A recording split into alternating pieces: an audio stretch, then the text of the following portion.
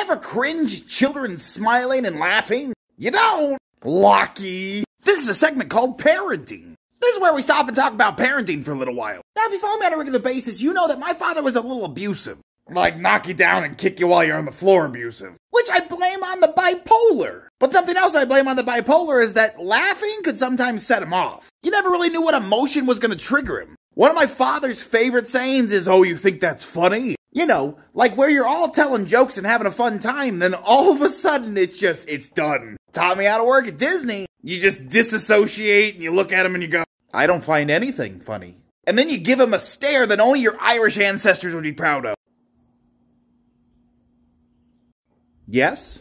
But I found out since I became an adult that actually triggers things in your brain and makes it hard to listen to people be happy. Kind of explains a large portion of the country, huh? Sometimes hearing kids enjoy themselves too loud gives me just anxiety. I can't help it. I have to leave the room if everyone's too happy. Now I will say it's gotten better over the years, but it's always there lingering. I read basically when you're punished for being happy half the time, it triggers in your brain that you're not allowed to be happy. And so your brain tells you you're supposed to tell those children to stop. But then, you know, the rational side of your brain says, why would you tell children to stop being happy? And thus the conflict.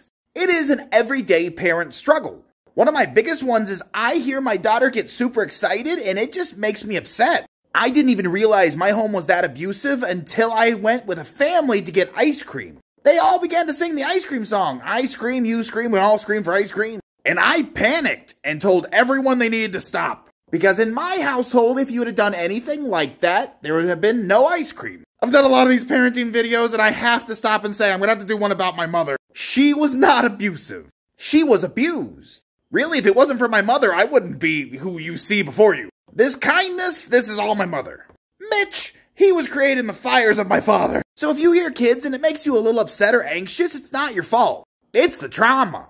It's okay to take a step away. You are not inadequate because of the gifts from your parents. You are an achiever that has championed through this life with all that anxiety. Pat yourself on the back. There are going to be people in this world that will never understand your trauma. And thank Tron they won't have to. So let's try to break the cycle. Let's not put it on our kids. Let this generational trauma cut here. Make a line in the sand. Do not cross. Good luck out there. You're doing great.